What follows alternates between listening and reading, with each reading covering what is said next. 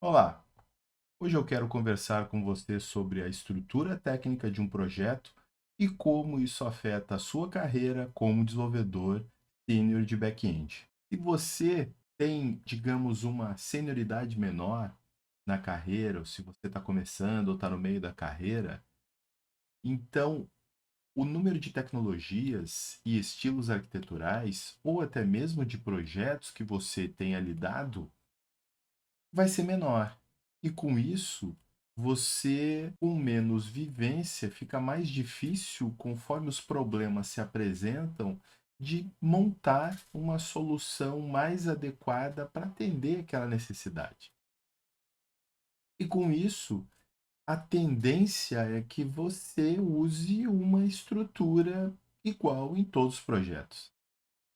Só que essa estrutura, ela bom, né, assim, a regra geral é: não existe algo que sirva para tudo. Em termos de software, essa é uma máxima, né, você não vai conseguir bolar uma solução, uma estrutura que atenda a todas as necessidades. Você vai ter projetos que eventualmente vai utilizar uma arquitetura, monolítica, um serviço grande com todas as funcionalidades. Outras serão vários serviços se comunicando por mensageria ou se comunicando por chamadas ponto a ponto, ali como o gRPC faz.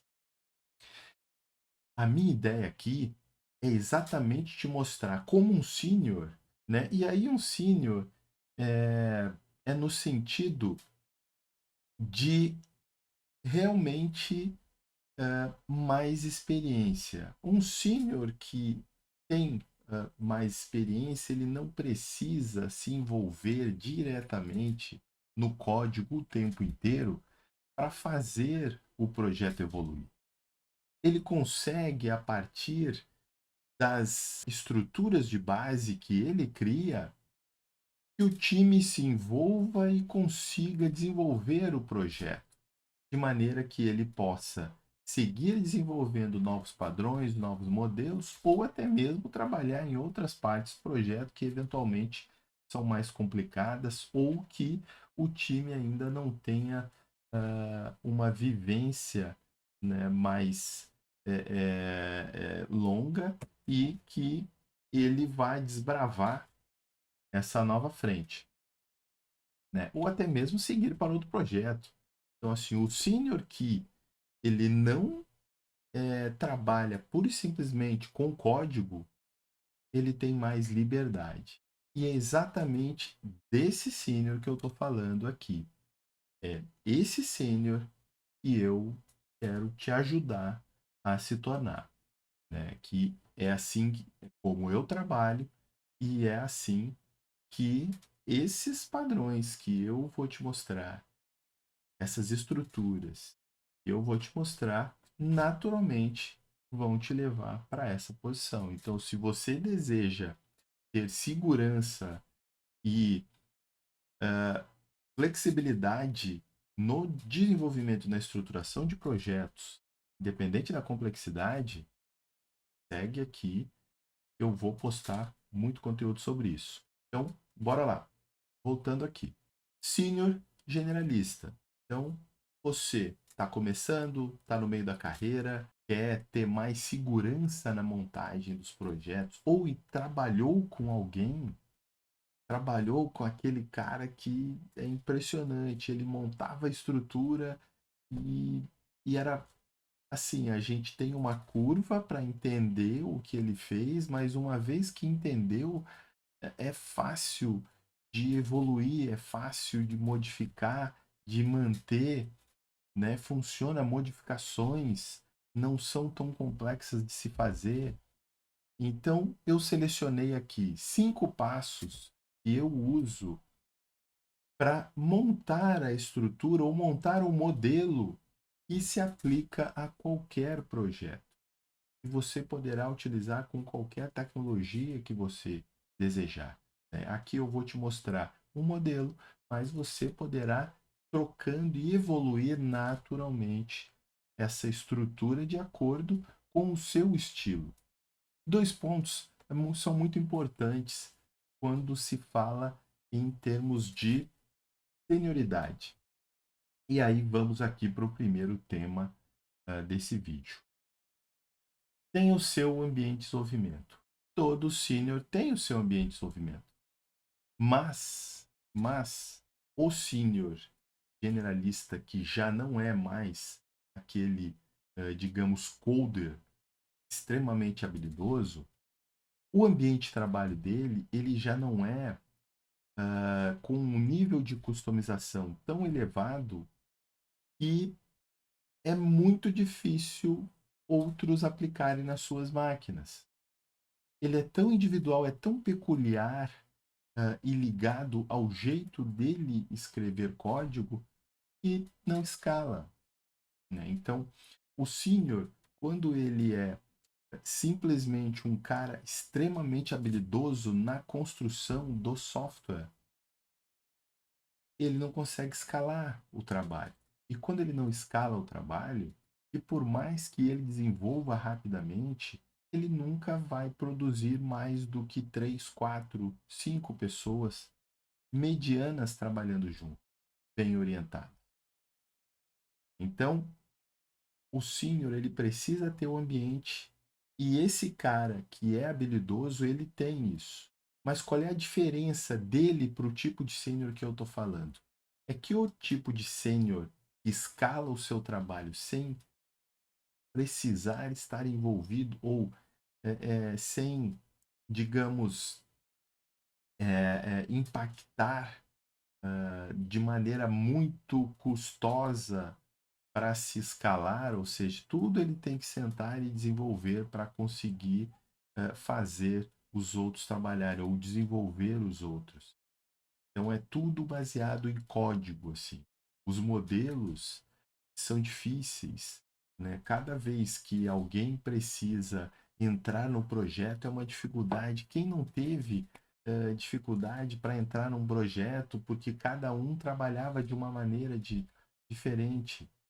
O time pode ser bom, o time pode ter desenvolvedores excelentes, mas essa diferença de estrutura do modelo de trabalho e da organização do projeto vai dificultar em diversos aspectos, como ambiente de execução, publicação e deploy. Vai dizer que você não fica ansioso no momento de fazer um deploy. Então, eu fiquei durante muito tempo. E o ambiente com o nível de customização adequado vai te dar tranquilidade em todos esses outros itens. Então vamos lá. Aqui como o primeiro ponto a ser observado. O ambiente, ele precisa ter locais para, digamos, organizar as diversas etapas ou diversas subprojetos dentro de uma solução. Por exemplo, esse aqui que eu estou mostrando, Catalog.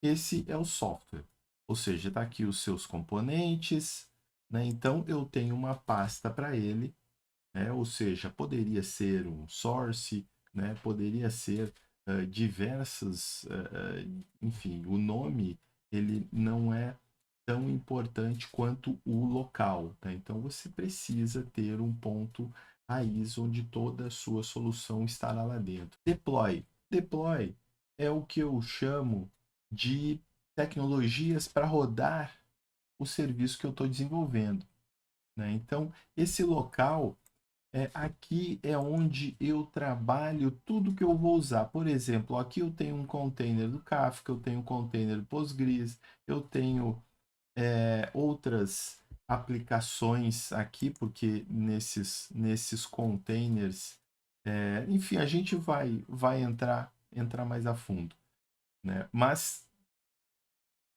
eu preciso do Kafka, aqui eu rodo o Kafka. Eu preciso do Postgre, eu tenho o Postgre e o que for necessário em termos de ferramentas para me facilitar, né, a vida no uso do Kafka. Por que é importante esse deploy? No momento que eu tenho essa pasta, eu não preciso em cada projeto pensar, eu preciso aprender a configurar o Kafka, eu preciso configurar o Kafka. Não, você pode trazer a configuração que já está feita. Mas é, eu vou falar disso um pouco mais à frente em mais detalhes.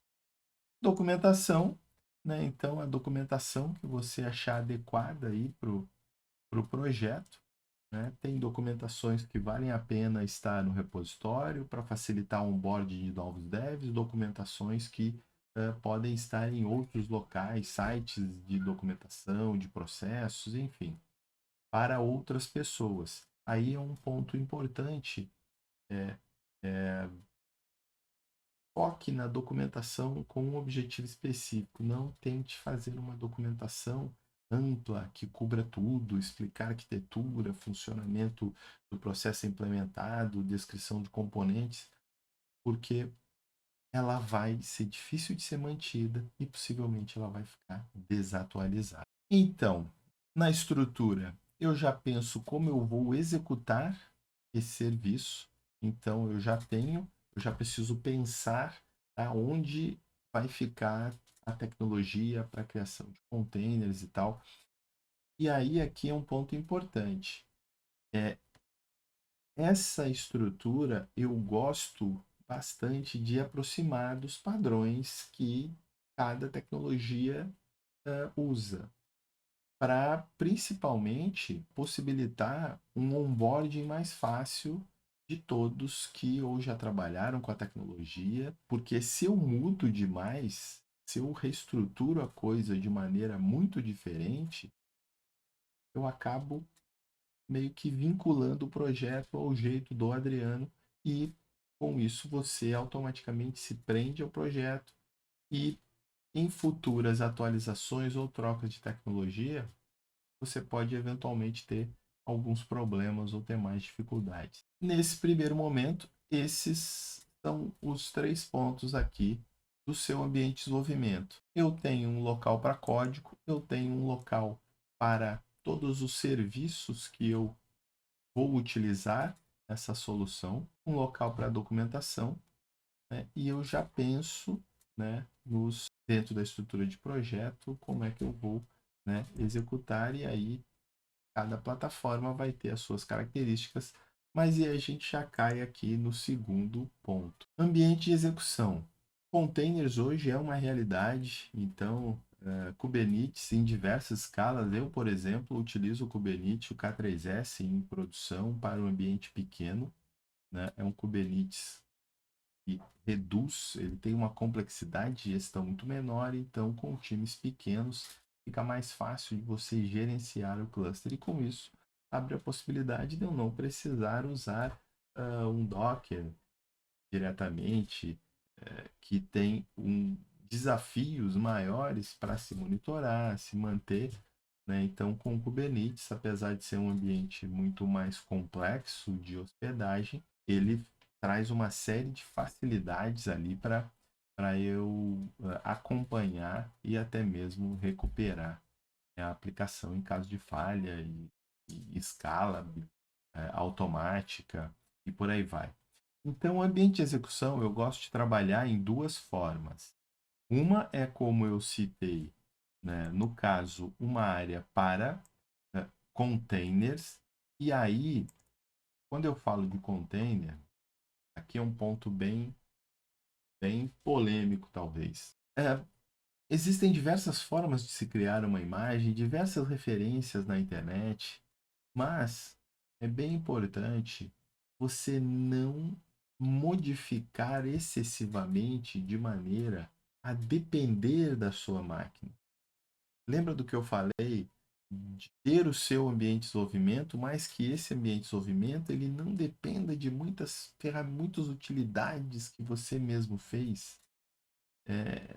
Deixe um pouco dessas customizações para serem feitas no momento adequado, quando você estiver pensando os seus pipelines de CI e CD. Por que isso? Se você customizar demais a imagem, eu vou facilitar, eu não quero ficar customizando o container, Eu não quero ficar construindo containers toda hora, eu quero subir uma vez, enfim, tem diversas formas. Eu já quero ter as dependências, né? Aí tem dois pontos que eu gosto de considerar. Primeiro, dentro do processo de desenvolvimento, em que momento você precisa efetivamente executar o container na sua máquina? Se você está desenvolvendo o serviço e você tem, digamos, a preocupação de confiar naquilo que você está codificando, você vai ter aí pelo menos um projeto de teste. Então, aqui no caso, eu tenho o catalog tests.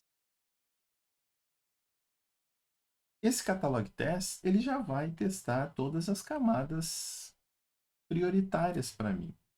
Eu entendo que são muito importantes, isso se eu, enfim, que dependendo dos testes, é mais complicado a criação do ambiente, a configuração. Então, vamos considerar aqui, pelo menos as camadas de negócio, né, as interfaces de serviço. Então, eu tenho os testes. Esses testes, eles já vão verificar as funcionalidades, os contratos, né? O que que ele não iria verificar? É justamente o que depende do contexto de execução. O contexto de execução, e aí você já vai depender de uma infraestrutura mais elaborada de testes, que seriam aí, no caso, testes, por exemplo, de integração, onde o ambiente local vai subir, né? Mas pode ser que, dependendo do conjunto de tecnologias que você está usando, não é possível, dentro do ambiente de teste, você instanciar todas as libs que você está utilizando e executar os testes do ambiente. E aí, dentro desse cenário, entram os containers. Estão vendo que é bem específico a necessidade do uso do container localmente. Então, se você não precisa de tantos cenários, esse container ele pode ser a referência já de deploy para você publicar no ambiente de desenvolvimento. E lá no ambiente de desenvolvimento, aí sim é interessante que você possa, sempre que subir código novo para o repositório, que esse código novo eventualmente vá para o ambiente de desenvolvimento. Para você efetuar testes ali num ambiente pré-prod, aí dependendo do seu pipeline, de como foi definido. Mas é aqui que esse Dockerfile ele começa a se tornar importante. E o outro ponto é porque você sabe, você conhece a tecnologia que está sendo utilizada, você conhece .NET, ou Python, ou Java, você conhece as libs, você conhece a estrutura de pastas e os locais de onde você tem que pegar os arquivos necessários para executar a sua aplicação. Eventualmente, o time de plataforma ele não vai ter esse nível de conhecimento. E aí eu pergunto, será que ele deveria ter? Esse Dockerfile ele vai ser importante para eles usarem como base e melhorarem a segurança do ponto de vista da plataforma, ou seja, você entra com o desenvolvimento e a montagem, a arquitetura e o desenho da solução. E ao mesmo tempo, o time de plataforma ele contribui com o que você já está levando à minha aplicação, ela vai rodar sim, eu vou expor essas portas, né? Eu vou ouvir aqui, no caso, a porta 7777, né? Então, esse é o componente que vai ser executado no serviço, essa é a forma, todos os serviços vão ser executados da mesma maneira, e aí facilita o controle de ambiente. Então, assim, uma série de procedimentos padronizados que fazem parte da cultura de CI/CD ficam mais fáceis. CI/CD não é a automação pura e simplesmente da publicação, né, para eu executar a aplicação. É que a aplicação esteja em ponto ou estado consistente para a publicação, num ambiente qualquer. E que isso seja fácil. Então, não customize excessivamente o Dockerfile de maneira a você depender de procedimentos locais para fazer a execução. Você pode executar localmente, mas faça essa execução através de, por exemplo, os Composer aqui, se você estiver usando. Aí aqui entrando um pouquinho, né? Então, aqui é um Composer do Kafka, né? Onde eu configuro o Kafka, né? E eu vou falar mais disso, né? Só que aí, olha só, eu configuro o Kafka, eu tenho o Schema Registry, eu tenho uma ferramenta de monitoramento do Kafka, ou seja, eu tenho várias ferramentas.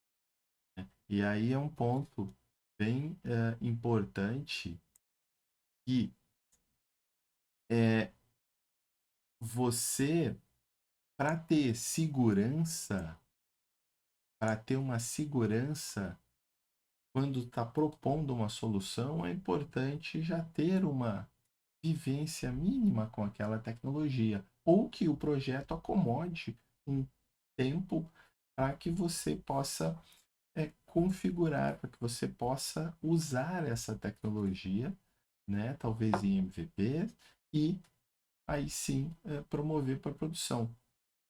No momento que você tem já os ambientes configurados e que você entenda essas configurações, a gente vai entrar um pouquinho mais ali em controlando tecnologias, né? Então, por enquanto, cada container, cada Dockerfile desse, eu tenho a tecnologia e as ferramentas de suporte para uso dessa tecnologia. Então, aqui com o Postgre, ó, eu tenho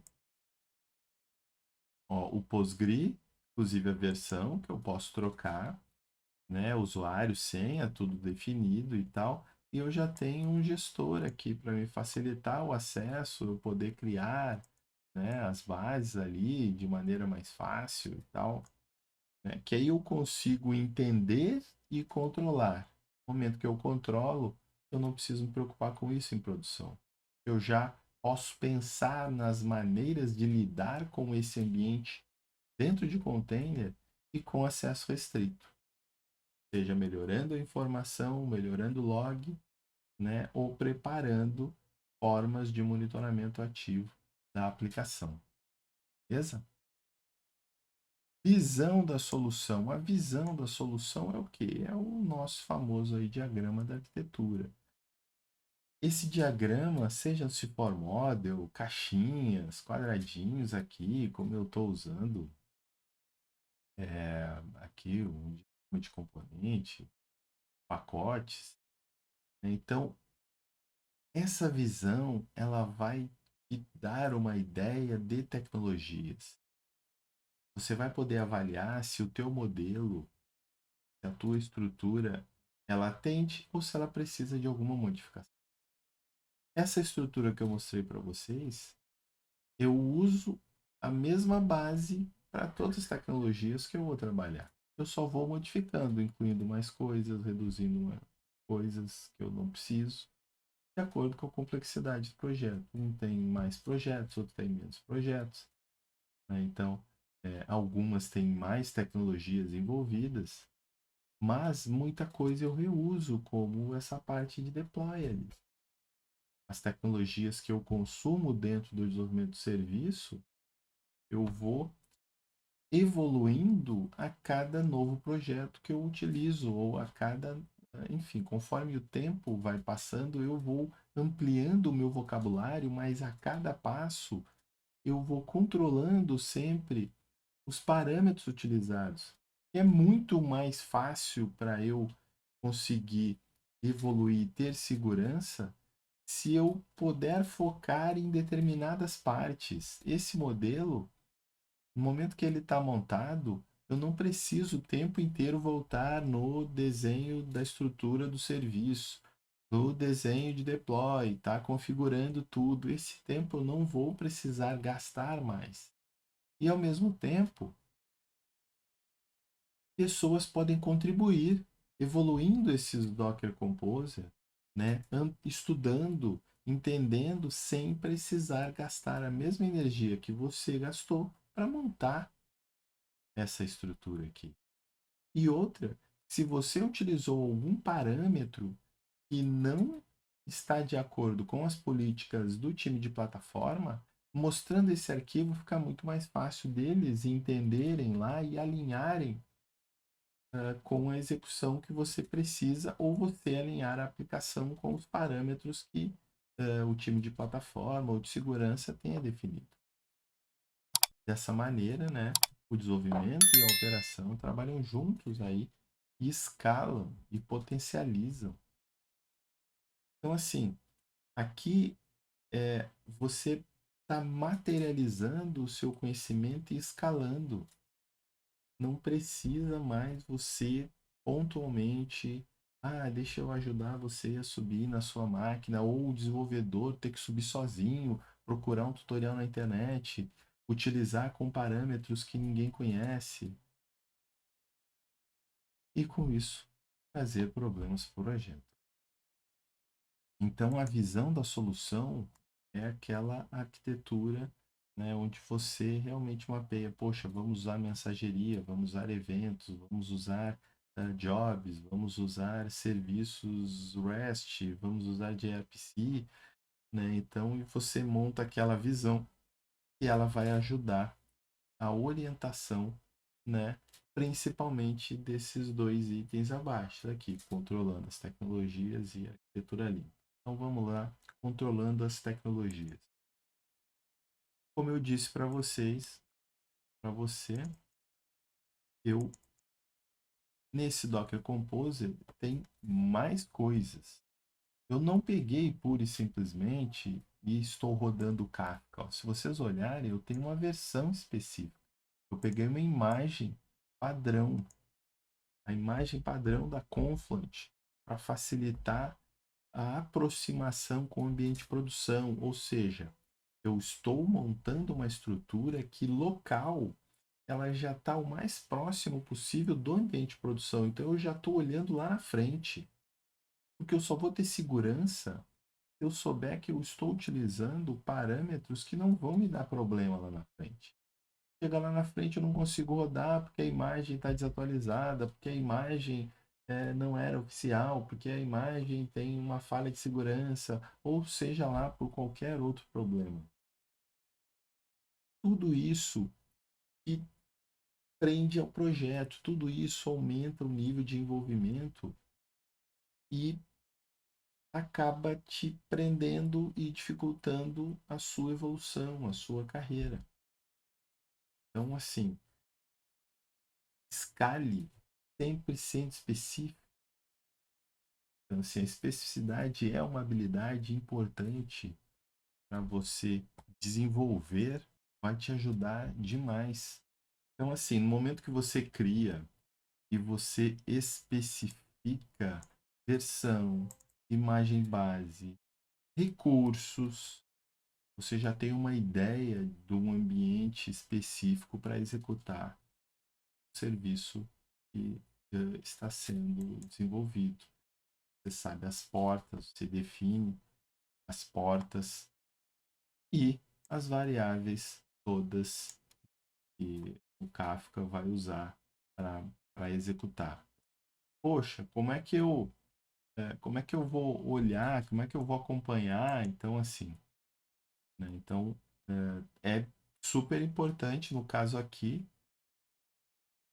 Eu estou usando o EKJQ, uma ferramenta de visualização gráfica, né, dos nós, os tópicos. Aqui eu consigo visualizar as mensagens nos tópicos do Kafka, eu consigo até alterar. Isso são coisas que, se eu não puder fazer local, se eu não puder fazer no momento que eu estou desenvolvendo, que eu estou, digamos, integrando essa tecnologia à minha solução, eu vou acabar fazendo em produção. Quem não acessa uma base de dados em produção ou um container de um serviço específico por alguma necessidade ou algum problema ou para entender um determinado comportamento? Isso acontece porque não houve uma preparação adequada no momento do desenvolvimento, que o seu projeto não está estruturado de maneira a te dar segurança do que está publicado em produção. E aí, com isso, você acaba precisando acessar a base de produção para visualizar informações. E dependendo do ambiente, isso vai ser praticamente impossível. E desenvolver sem você precisar o acesso direto à produção, você pura e simplesmente precisar do log de produção, aí é outra coisa. Você precisar do log para identificar, entender, analisar uma falha é uma coisa. Você precisar acessar, para investigar lá, é outra, totalmente diferente. E um senior que escala o seu trabalho não precisa do acesso direto ao servidor. Por mais, é, é, sim, por mais habilidoso que você seja, você não precisa disso.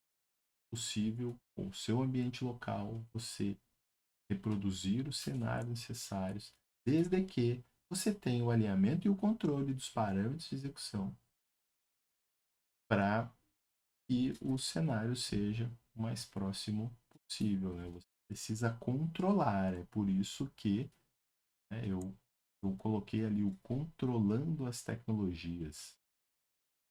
Quem não teve um problema com um parâmetro usado e que não sabia que a configuração default dele era desabilitado e você desenvolveu tudo considerando a configuração default e no ambiente de produção alguém publicou, alterou essa configuração e essa configuração fez quebrar sua aplicação e foi extremamente difícil de se identificar o problema. Então, controle é escala. No momento que a gente sabe o que está sendo usado, a gente sabe de onde os problemas podem vir. Ou, principalmente, como resolvê-los. Né? E default é a gente, né, a configuração padrão, o fabricante define e a gente pode mudar no momento da publicação do serviço. Então, se você não faz todas as etapas, é mais interessante que você já controle o que você quer dentro das variáveis críticas. Isso vai enriquecer o seu vocabulário, você vai se tornar mais experiente com aquela tecnologia específica, né? E o outro ponto é que você é, ou vai fazer isso uma vez por projeto e depois você só vai atualizando conforme for atualizar o Kafka. Ah, eu estou na versão 7.4, saiu a versão 7.6, eu vou atualizar. Ah, vou ver o que mudou. Então você se atualiza pontualmente. E aí é um outro ponto, né, importante, que é a atualização contínua. Você começa a perceber que não precisa estudar um monte de coisa aleatória e depois caçar os projetos para aplicar essas tecnologias. Você pode conseguir, com base no plano tecnológico da empresa ou do projeto, pontualmente ir estudando cada tecnologia e incorporando esse conhecimento direto nos projetos.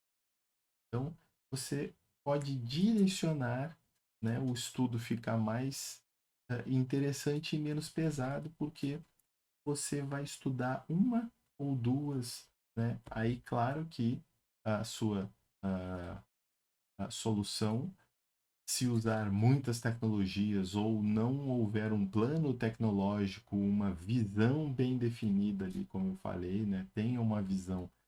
Se ela for muito orgânica, que vem tecnologias novas por razões, enfim, que está fora do escopo desse vídeo, aí vai ficar mais difícil, mas aí a gente conversa disso em outro ponto. Se quiser que eu priorize esse tema aí, então posta nos comentários aí para mim. Tá bom? Controle de tecnologia é a escala do seu trabalho. É facilitar o estudo continuado, o seu aprimoramento continuado e vai te tornar um profissional muito mais rico. E uma outra habilidade, um soft skill que é de suma, na verdade, mais dois soft skills aqui que são vão enriquecer demais o seu trabalho e potencializar a tua carreira.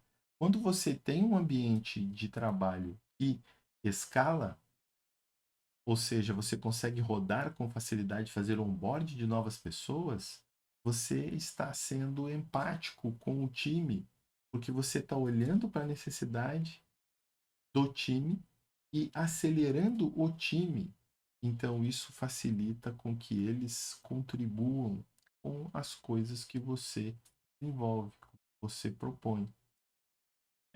Porque você está agregando a eles e se o ambiente não é muito especializado, que dependa de muitos parâmetros ou muitas etapas de configuração que dificultem o deploy, esses procedimentos eles vão evoluir e vão se tornar cada vez mais robustos, né? E o outro ponto é quando a gente tem uma visão, a gente para de pensar pura e simplesmente no código. Você passa a olhar para o negócio. A solução que está sendo proposta, ela não é uma arquitetura de padrões de projeto, não é um código, um banco, um serviço. Ela é uma solução, é um produto que faz alguma coisa para o negócio. Sempre que alguém olhar para o projeto, ele vai falar como um processo de negócio e não como uma aplicação do negócio. A diferença é que você consegue conversar e extrair muito mais informações que vão contribuir para a escrita do código a partir de outras pessoas que não são técnicas, né, digo, do time de desenvolvimento de software. Você vai coletar informações do time de negócio e eventualmente até dos times de estratégia da empresa. Beleza? E o último ponto, que de certa maneira ele acaba ligando isso, é a arquitetura limpa. A arquitetura limpa vai possibilitar você organize os componentes consumindo as tecnologias que você definiu para consumir. Então vamos dar uma olhadinha aqui. Quando você utiliza arquitetura limpa, as tecnologias, você tem os pacotes. E olha aqui, ó, messaging, Kafka, persistência e Fopcore. Então, assim, a tecnologia é um detalhe. Eu posso ter outro framework de mensageria e usar o NATS. Alguém pode pegar e começar a testar o NATS, implementar as interfaces e disponibilizar um novo estoque baseado no NATS ao invés do Kafka e reduzir o consumo de recursos para a publicação da infraestrutura de mensageria e streaming do projeto ou da empresa. Redução de custos é sempre legal, principalmente se ela escalar, se ela atender às necessidades futuras da empresa. Então, a arquitetura limpa, independente do, do paradigma funcional, orientado a objeto, módulo, enfim, ele te ajuda na ela te ajuda na organização dos componentes da aplicação. Ele não vai te dizer como implementar, propriamente dito, cada componente. E ele nem vai definir também o número de camadas da sua aplicação. Você vai definindo, né, a partir desses três pilares aqui. Instável, estável e flexível. Tá, mas o que é isso? Instável é tudo que muda por razões específicas. Então, regras de negócio mudam, operações, né? Ah, eu cadastro o usuário do tipo 1, agora eu vou cadastrar do tipo 2. Então, assim, essas regras mudam o tempo inteiro. Então, se eu tiver uma única camada e disponibiliza o acesso ao banco de dados e o cadastro de usuário, eu vou estar o tempo inteiro mexendo. Sempre que o usuário mexer, eu vou impactar no banco de dados. Agora, se eu separar, por exemplo, Instável e estável. O que seria esse estável? Estável são todos conceitos tecnológicos, né? Então, tá, vamos lá. O que seriam os conceitos tecnológicos? Eu preciso salvar os dados, persistir os dados. Então, eu vou eh, criar uma interface para consumir essa interface nas operações, de maneira que eu não saiba ou que eu não precise interferir na tecnologia para efetivamente ter essa funcionalidade de persistência. Eu tenho uma definição de capacidade e essa capacidade vai ser implementada por alguma ou algumas tecnologias conforme o tempo passar. Então, se você definir essas duas aqui, né, e a terceira vai surgir naturalmente quando você for implementar as evoluções, né, que a flexível é quando a tecnologia em si ela já tem mais recursos, né? Então, por exemplo, eu posso usar o ADO .NET para operações de escrita mais simples e eu posso usar o Ent Framework para consultas complexas no via ORM. Eu posso usar um Dapper. Então, assim, é quando eu começo a criar frameworks. A gente vai falar disso aí mais para o futuro. Então, mas é importante um sênior e nas soluções que ele desenvolve, o código ele deixa claro os pontos de instabilidade, estabilidade e extensibilidade, ou seja, os flexíveis, né? Então, assim, os contratos ali, persistência, conversão, log, mensagem, ou seja, toda a operação que eu quero que seja executada por alguma tecnologia que eu estou consumindo, por exemplo, enviar uma mensagem via Kafka, fazer uma chamada via gRPC, fazer uma chamada via HTTP. Então, tudo isso são capacidades que eu quero que alguém execute. Quem é que vai executar? Essas tecnologias que eu defini que vão fazer parte do meu projeto. E elas, ah, se eu for usar diretamente nos casos de uso, ou seja, na operação, eu contamino. E aí, todo momento que alguém precisar mexer, ele vai mexer na tecnologia e ele pode usar de um jeito diferente, de um jeito que você não pensou, que você não concorda ou não gostaria. E aí dificulta a colaboração, né? A arquitetura que eventualmente você montou, ela vai começando a se desviar porque é difícil às vezes seguir pela falta de ferramentas de ajuste na arquitetura, o design acaba ficando comprometido e aí os princípios de design que não vão atender mais vão sendo mudados e aí com isso a arquitetura tão legal que você achou que estava, né, agora começou a mudar e ela está indo para um caminho que você não controla, né? Então, se você definir essas três camadas de componentes na sua arquitetura, você incentiva a colaboração. Porque haverão os casos de uso, eles vão basicamente consumir capacidades. Eu quero persistir, eu quero inserir no banco, eu quero salvar, eu quero atualizar, eu quero logar, eu quero fazer uma chamada HTTP, eu quero fazer uma. E não importa a versão de HTTP, não importa nada disso, tudo é detalhe.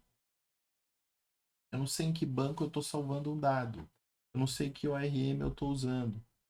A aplicação vai poder evoluir independente de você estar ali ou não. Você já montou o desenho, você já estruturou todo o projeto. Agora é evoluir. E com isso você para de gerar código legado. Mas essa é outra conversa que a gente vai mais à frente aí.